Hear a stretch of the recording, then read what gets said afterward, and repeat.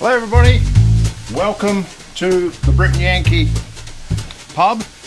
I'm the landlord, Phil Clark, the Brit, and it's day 7 of our Advent beer calendar series.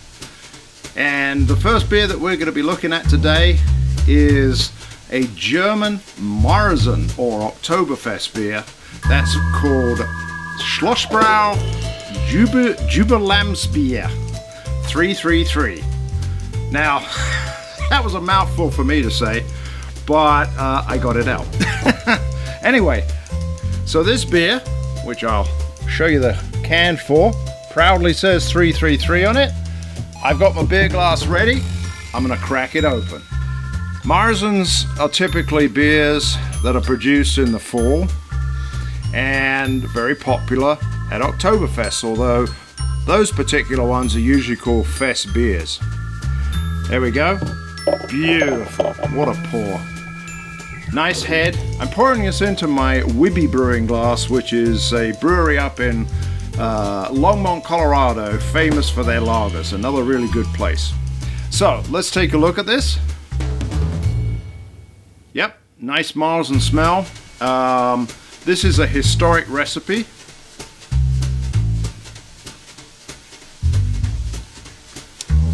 Which they say has been redeveloped in 2019, which is apparently when this beer was rebrewed.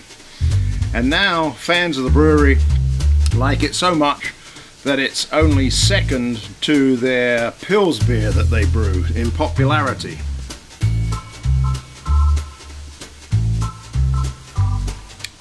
This is delicious, easy drinking. It's got that typical Marzen caramely maltiness to it. There's quite a nice little finish to it that is slightly dry and has you going back for another sip.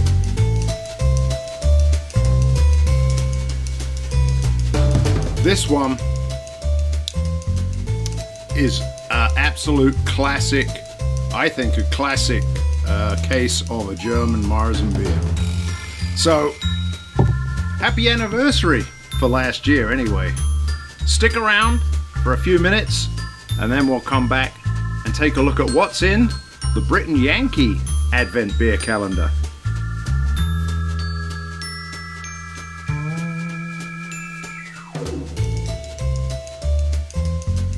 Welcome back to the pub everybody, and for the Brit and Yankee craft beer Advent calendar, I've got another classic style. We had Marzen for the German style. In this one, we have a Belgian beer, which is the Belgian Sour Ale from Rodenbach. Absolute, and they call it a classic, Rodenbach Classic. This one is absolutely a classic, and it's been brewed in West Flanders, region of Belgium, since 1821 at the Brouwerij Rodenbach. And I also don't speak Belgian, or is that Flemish? I think it's Flemish. Anyway, let's taste this beer, get it open while I'm talking about it.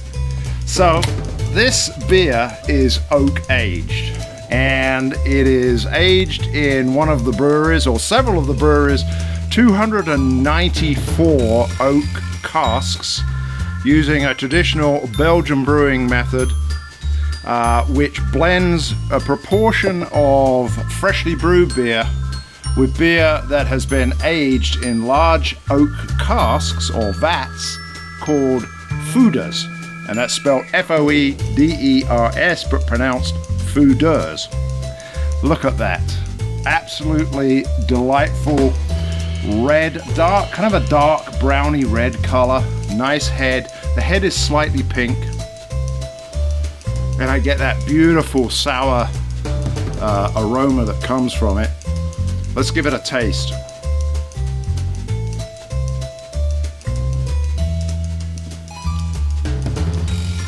I have long waited to try one of these beers a couple of times every year.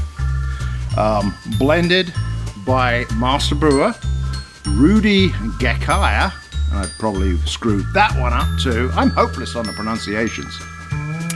I think this is a very approachable session sour. It is actually only coming in at 5.2%, so fairly low. But it's a beer that really goes well with many foods. And I think I read somewhere that this beer would go great with like a nutty type of cheese like Gouda or Gouda, as we say in the USA, that could draw out some of its very much deeper toffee notes. Now, I have a trouble finding toffee notes in this, but maybe I should have some Gouda.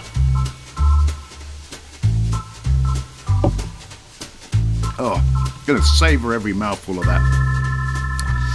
Just an absolute beautiful slight oakiness at the end that really makes this a classic beer. So I'd highly recommend this for everyone who likes craft beer styles and classic beer styles.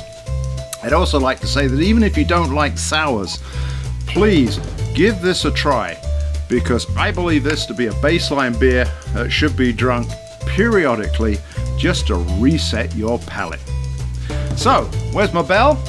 I'm going to give 2 to our first beer, 333, and I'm also going to give